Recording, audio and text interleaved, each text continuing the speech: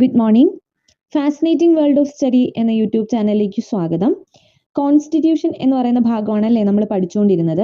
അപ്പോൾ കോൺസ്റ്റിറ്റ്യൂഷനിൽ തന്നെ നീതിന്യായ വിഭാഗം, അതുപോലെ തന്നെ നിയമനിർമ്മാണ വിഭാഗം, ഇതെല്ലാം നമ്മൾ പഠിച്ചു. കേന്ദ്ര ഗവൺമെന്റിന്റെ നീതിന്യായ വിഭാഗം, നിയമനിർമ്മാണ വിഭാഗം, അതിനെപ്പറ്റി പഠിച്ചു.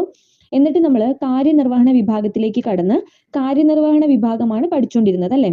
ആ ക്ലാസ്സുകൾ കാണുക. അപ്പൊ അതിനകത്ത് നമ്മൾ പ്രസിഡന്റ് എന്ന് പറയുന്ന ഭാഗം നമ്മൾ കംപ്ലീറ്റ് ചെയ്ത് കഴിഞ്ഞു. പ്രസിഡന്റ് എന്ന് പറയുന്ന ഭാഗം തന്നെ നമ്മൾ 2 ക്ലാസ്സുകളിലായിട്ടാണ് ഡീറ്റെയിൽഡ് ആയിട്ടുള്ള കാര്യങ്ങൾ പറഞ്ഞത്. അപ്പൊ ഇന്ന് പഠിക്കാൻ പോകുന്നത് വൈസ് പ്രസിഡന്റ് എന്ന് പറയുന്ന സ്ഥാനത്തെ പറ്റിയിട്ടാണ് പഠിക്കാനായിട്ട് പോകുന്നത്. അപ്പൊ ക്ലാസ്സിലേക്ക് പോയാലോ. അപ്പൊ നോക്കാം. വൈസ് പ്രസിഡന്റ് അഥവാ ഉപരാഷ്ട്രപതി. നമ്മൾ കാര്യനിർവഹണ വിഭാഗം പഠിച്ചപ്പോൾ കാര്യനിർവഹണ വിഭാഗത്തിന്റെ തലവൻ എന്ന് പറയുന്നത് ആരാണ്? രാഷ്ട്രപതി അഥവാ പ്രസിഡന്റിനെയാണ് കാര്യനിർവഹണ വിഭാഗത്തിന്റെ തലവൻ എന്ന് അറിയപ്പെടുന്നത്. എന്നാൽ കാര്യനിർവഹണ വിഭാഗത്തിന്റെ രണ്ടാമൻ എന്നറിയപ്പെടുന്നത്, അല്ലെങ്കിൽ കാര്യനിർവഹണ വിഭാഗത്തിന്റെ രണ്ടാമത്തെ തലവൻ എന്നറിയപ്പെടുന്നത് ആരാണ്? ഉപരാഷ്ട്രപതിയാണ്, അഥവാ വൈസ് പ്രസിഡന്റ് ആണ്. അപ്പൊ കാര്യനിർവഹണ വിഭാഗം അതിന്റെ രണ്ടാമത്തെ പ്രസിഡന്റ് എന്ന് വിശേഷിപ്പിക്കുന്നത് ആരെയാണ്? ഉപരാഷ്ട്രപതിയാണ്. അതായത് എക്സിക്യൂട്ടീവിന്റെ രണ്ടാമത്തെ പവർ എന്ന് പറയുന്നത് ഉപരാഷ്ട്രപതിയാണ്. ഉപരാഷ്ട്രപതിയെ പറ്റി പറയുന്ന ആർട്ടിക്കിൾ എന്ന് പറയുന്നത് ആർട്ടിക്കിൾ 63 ആണ്. പാർട്ട് 5 ഇവരെ പറ്റിയിട്ടൊക്കെ പറയുന്നത്. അതുപോലെ ആർട്ടിക്കിൾ 63 വൈസ് പ്രസിഡന്റിനെ പറ്റി പറയുന്നത്. There shall be a vice president in India എന്ന് പറയുന്നത്. അതായത് ഇന്ത്യക്കൊരു വൈസ് പ്രസിഡന്റ് വേണം എന്ന് പറയുന്നത് ആർട്ടിക്കിൾ 63 ഒരു വൈസ് പ്രസിഡന്റ് വേണം എന്ന് പറയുന്നത്. എന്നാൽ പ്രസിഡന്റ് വേണം എന്ന് പറയുന്നത് ഏതിലാ? 52 അല്ലെ. There shall be a president in India എന്ന് പറയുന്നത് article 52 article 63 there shall be a vice president in India എന്ന് പറയുന്നത്. ഓക്കെ ആണോ? ഇനി വൈസ് പ്രസിഡന്റിനെ സംബന്ധിച്ചിടത്തോളം ഇദ്ദേഹം ഒരു എക്സ് ഒഫിഷ്യോ ചെയർമാൻ ആയിരിക്കും. എക്സ് ഒഫിഷ്യോ ചെയർമാൻ എന്ന് വെച്ച് കഴിഞ്ഞാൽ ഇദ്ദേഹം രാജ്യസഭയിലെ അംഗമല്ല, പക്ഷേ അദ്ദേഹം അവിടുത്തെ അധ്യക്ഷനായിരിക്കും. രാജ്യസഭയിലെ അംഗമല്ല, പക്ഷെ രാജ്യസഭ അധ്യക്ഷനായിട്ടിരിക്കുന്നത് ഈ പറയുന്ന വൈസ് പ്രസിഡന്റ് ആയിരിക്കും. അതുകൊണ്ട് തന്നെ അദ്ദേഹത്തെ എക്സ് ഒഫിഷ്യോ ചെയർമാൻ എന്നാണ് അറിയപ്പെടുന്നത്. വൈസ് പ്രസിഡന്റിനെ പറ്റിയിട്ടുള്ള ആശയം നമ്മൾ കടമെടുത്തിരിക്കുന്നത് അമേരിക്കൻ കോൺസ്റ്റിറ്റ്യൂഷനിൽ നിന്നാണ് കടമെടുത്തിരിക്കുന്നത്. എവിടെ നിന്നാണ് കടമെടുത്തിരിക്കുന്നത്? അമേരിക്കൻ കോൺസ്റ്റിറ്റ്യൂഷനിൽ നിന്നാണ് വൈസ് പ്രസിഡന്റ് എന്ന് പറയുന്ന ആശയം നമ്മൾ കടമെടുത്തിരിക്കുന്നത്. അതുപോലെ തന്നെ ഭരണഘടനാപരമായിട്ട് വൈസ് പ്രസിഡന്റിനെ ആരും നിയമിക്കുന്ന ഒരു പദവിയല്ല. ഓക്കെ, ഭരണഘടനാപരമായിട്ട് വൈസ് പ്രസിഡന്റിനെ ആരും നിയമിക്കുന്നതല്ല. അതുപോലെ തന്നെ നമ്മൾ നേരത്തെ പറഞ്ഞ പോലെ രാജ്യസഭയിലെ അംഗമല്ല, പക്ഷെ അവിടുത്തെ അധ്യക്ഷനാണ്. അത് ഭരണഘടനയിൽ തന്നെ ഇങ്ങനെ പറഞ്ഞിരിക്കുകയാണ്. ഭരണഘടനാപരമായിട്ട് അദ്ദേഹം രാജ്യസഭയിലെ അംഗമല്ല, പക്ഷെ അവിടുത്തെ അധ്യക്ഷനുമാണ്. ഓക്കെ ആണല്ലോ. ഇനി പ്രസിഡന്റിന്റെ അഭാവത്തിൽ ജോലി ചെയ്യുന്നത് ആരായിരിക്കും? പൊതുവെ വൈസ് പ്രസിഡന്റ് ആയിരിക്കും. അപ്പൊ പ്രസിഡന്റിന്റെ അഭാവത്തിൽ ജോലി ചെയ്യുന്നത് വൈസ് പ്രസിഡന്റ് ആണ്, അഥവാ ഉപരാഷ്ട്രപതി ആയിരിക്കും.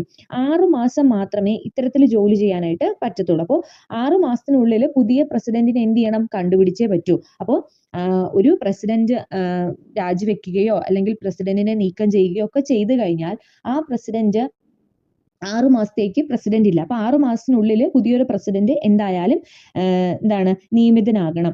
അങ്ങനെ പ്രസിഡന്റിന്റെ അഭാവത്തിൽ ആരാണ് പ്രസിഡന്റിന്റെ ജോലികൾ ചെയ്യുന്നത്? രാഷ്ട്രപതിയുടെ ജോലികൾ ചെയ്യുന്നത് ഉപരാഷ്ട്രപതി ആയിരിക്കും, അഥവാ വൈസ് പ്രസിഡന്റ് ആയിരിക്കും ജോലികൾ ചെയ്യുന്നത്. ഇനി വൈസ് പ്രസിഡന്റിനെ തെരഞ്ഞെടുക്കുന്നതിന് വേണ്ടി ഒരു ഇലക്ട്രൽ കോളേജ് കാണും. അപ്പൊ രാജ്യസഭയിലെ എല്ലാ അംഗങ്ങളും ലോക്സഭയിലെ എല്ലാ അംഗങ്ങളും അടങ്ങുന്ന ഒരു ഇലക്ട്രൽ കോളേജ് ഉണ്ടായിരിക്കും. ഈ ഇലക്ട്രൽ കോളേജ് ആണ് വൈസ് പ്രസിഡന്റ് തെരഞ്ഞെടുപ്പ് നടത്തുന്നത്. എന്താണ്? രാജ്യസഭയിലെ എല്ലാ അംഗങ്ങളും ലോക്സഭയിലെ എല്ലാ അംഗങ്ങളും അടങ്ങുന്ന ഒരു ഇലക്ട്രൽ കോളേജ് കാണും. ആ ഇലക്ട്രൽ കോളേജ് ആണ് വൈസ് പ്രസിഡന്റ് ആവുന്ന വ്യക്തിയെ തെരഞ്ഞെടുക്കുന്നത്. ഈ തെരഞ്ഞെടുപ്പിന് നേതൃത്വം നൽകുന്നത് ആരാണ്? കേന്ദ്ര ഇലക്ഷൻ കമ്മീഷനാണ്. കേന്ദ്ര തിരഞ്ഞെടുപ്പ് കമ്മീഷൻ തന്നെയാണ് നേതൃത്വം നൽകുന്നതെന്ന് പറയാൻ പറ്റും. തെരഞ്ഞെടുപ്പുമായിട്ട് ബന്ധപ്പെട്ട തർക്കങ്ങൾ പരിഹരിക്കുന്നത് സുപ്രീം കോടതിയാണ്. ഇത് എങ്ങനെയാണോ നമ്മൾ നേരത്തെ പറഞ്ഞു, കേന്ദ്ര ഇലക്ഷൻ കമ്മീഷൻ തന്നെയാണ് ഈ പറയുന്ന രാഷ്ട്രപതി തെരഞ്ഞെടുപ്പിലെ ഇലക്ട്രൽ കോളേജിന്റെ കാര്യങ്ങളെല്ലാം, തെരഞ്ഞെടുപ്പുമായിട്ട് ബന്ധപ്പെട്ട കാര്യങ്ങളെല്ലാം തീരുമാനിക്കുന്നത്. അതുപോലെ തെരഞ്ഞെടുപ്പുമായിട്ട് ബന്ധപ്പെട്ട തർക്കങ്ങൾ പരിഹരിക്കുന്നത് സുപ്രീം കോടതിയുമാണ്. ഇനി ഉപരാഷ്ട്രപതിക്ക് ഉണ്ടായിരിക്കേണ്ട യോഗ്യതകൾ എന്താണെന്ന് വെച്ച് കഴിഞ്ഞാൽ, നമുക്കറിയാം രാഷ്ട്രപതി ഇല്ലാത്ത സമയങ്ങളിൽ അല്ലെങ്കിൽ രാഷ്ട്രപതിയുടെ അഭാവത്തിൽ രാഷ്ട്രപതി ചുമതല വഹിക്കേണ്ടത് ഉപരാഷ്ട്രപതിയാണ്. ഓക്കെ, ആക്ടിംഗ് പ്രസിഡന്റ് ആയിട്ട് ഇരിക്കേണ്ടത് ആരാണ്? ഈ പറയുന്ന ഉപരാഷ്ട്രപതിയാണ്. അങ്ങനെ ഇരിക്കണമെങ്കിൽ രാഷ്ട്രപതിയുടെ എല്ലാ യോഗ്യതകളും ഉപരാഷ്ട്രപതിക്കും വേണ്ടേ? വേണം. അപ്പോൾ യോഗ്യത പറയുമ്പോൾ നമുക്ക് രാഷ്ട്രപതിയുടെ എല്ലാ യോഗ്യതകളും ആർക്കും ആവശ്യമാണ്? ഉപരാഷ്ട്രപതിക്കും ആവശ്യമാണ്. അപ്പോൾ രാഷ്ട്രപതിയുടെ യോഗ്യതകൾ നമ്മൾ ഓൾറെഡി പഠിച്ചതാണ്. അതേ യോഗ്യതകളെല്ലാം തന്നെ ആർക്കും വേണം? ഉപരാഷ്ട്രപതിക്കും വേണം. എങ്കിലല്ലേ രാഷ്ട്രപതിയുടെ അഭാവത്തിൽ രാഷ്ട്രപതിയായിട്ട് നിൽക്കാനായിട്ട് ഉപരാഷ്ട്രപതിക്ക് പറ്റത്തുള്ളൂ. അപ്പൊ രാഷ്ട്രപതിയുടെ എല്ലാ യോഗ്യതകളും പരിഗണിക്കണ്ടേ? രാഷ്ട്രപതിയുടെ എല്ലാ യോഗ്യതകളും ഉപരാഷ്ട്രപതിക്കും ഉണ്ടായിരിക്കണം. കാലാവധി എന്ന് പറയുന്നത് 5 വർഷമാണ് കാലാവധി എന്ന് പറയുന്നത്. രാജിക്കത്ത് സമർപ്പിക്കേണ്ടത് പ്രസിഡന്റിനാണ്. അപ്പൊ രാജിക്കത്ത് സമർപ്പിക്കേണ്ടത് ആർക്കാണ്? ആ പ്രസിഡന്റിനാണ് രാജിക്കത്ത് സമർപ്പിക്കേണ്ടത്. ഇനി ഉപരാഷ്ട്രപതിയെ നീക്കം ചെയ്യുന്ന നടപടിക്രമം, അവിടെ ഇംപീച്ച്മെന്റ് എന്ന് പറയുന്ന ഒരു നടപടിക്രമം ഇല്ല. നമ്മൾ ആലോചിക്കുക, രാഷ്ട്രപതിയെ നീക്കം ചെയ്യുന്ന സമയത്ത് ആ നീക്കം ചെയ്യുന്ന നടപടിക്രമം, അല്ലെങ്കിൽ സുപ്രീം കോടതി ചീഫ് ജസ്റ്റിസിനെയൊക്കെ നീക്കം ചെയ്യുന്ന നടപടിക്രമത്തിന് പറയുന്ന പേര് ഇംപീച്ച്മെന്റ് എന്നാണ്. പക്ഷേ ഇവിടെ ഉപരാഷ്ട്രപതി നീക്കം ചെയ്യുന്ന ആ ഒരു പ്രോസസ്സിന് പറയുന്ന പേര് ഇംപീച്ച്മെന്റ് അല്ല. അതായത് ഇംപീച്ച്മെന്റ് നടപടിയല്ല ഉപരാഷ്ട്രപതിയെ നീക്കം ചെയ്യുന്നതിന് നടത്തുന്നത്. 14 ദിവസത്തിന് മുൻപായിട്ട് ഒരു നോട്ടീസ് നൽകി ആ നോട്ടീസ് അംഗീകരിച്ച് അങ്ങനെയൊക്കെയാണ് ഉപരാഷ്ട്രപതി എന്ത് ചെയ്യുന്നത്? നീക്കം ചെയ്യുന്നത്. ആ പ്രോസസ്സ് ഇംപീച്ച്മെന്റ് അല്ല എന്ന് ഓർത്ത് വച്ചേക്കുക. ഇപ്പൊ ചിലപ്പോൾ നമുക്ക് സ്റ്റേറ്റ്മെന്റ് ആയിട്ട് ചോദിക്കാം, രാഷ്ട്രപതി, ഉപരാഷ്ട്രപതി, സുപ്രീം കോടതി ചീഫ് ജസ്റ്റിസ് ഇവരെ നീക്കം ചെയ്യുന്ന പ്രവർത്തനമാണ് ഇംപീച്ച്മെന്റ്, അല്ലെങ്കിൽ നടപടിക്രമമാണ് ഇംപീച്ച്മെന്റ്. അത് ശരിയാണോ? അല്ല, തെറ്റാണ്. ഉപരാഷ്ട്രപതിയെ നീക്കം ചെയ്യുന്ന ആ പ്രവർത്തനം ഇംപീച്ച്മെന്റിൽ ഉൾപ്പെടുന്നില്ല. ഓക്കെ ആണല്ലോ. സത്യപ്രതിജ്ഞ ചെയ്ത് സ്ഥാനമേൽക്കുന്നത് പ്രസിഡന്റിന്റെ മുൻപിലാണ്. ആദ്യത്തെ ഉപരാഷ്ട്രപതി എന്ന് പറയുന്നത് ഡോക്ടർ എസ് രാധാകൃഷ്ണനാണ്. ആദ്യത്തെ ഉപരാഷ്ട്രപതി എന്ന് അറിയപ്പെടുന്നത്. ആദ്യത്തെ മലയാളി ഉപരാഷ്ട്രപതിയായിട്ടിരുന്ന വ്യക്തിയാണ് KR നാരായണൻ. അപ്പൊ ആദ്യത്തെ ഉപരാഷ്ട്രപതി എന്ന് പറയുന്നത് ഡോക്ടർ എസ് രാധാകൃഷ്ണനാണ്. ആദ്യത്തെ മലയാളി ഉപരാഷ്ട്രപതിയായിട്ടിരുന്ന, വൈസ് പ്രസിഡന്റ് ആയിട്ടിരുന്ന വ്യക്തി KR നാരായണനാണ്. അപ്പൊ ഇത്രയും കാര്യങ്ങൾ ഓർത്തു വയ്ക്കുക. ബാക്കി ഇപ്പോഴും നിലവിലുള്ള കാര്യങ്ങളൊക്കെ നമ്മൾ കറണ്ട് അഫയേഴ്സിൽ എന്ത് ചെയ്യും? ഡീൽ ചെയ്യും. അപ്പൊ ഇതാണ് ഉപരാഷ്ട്രപതി എന്ന് പറയുന്ന ഭാഗം.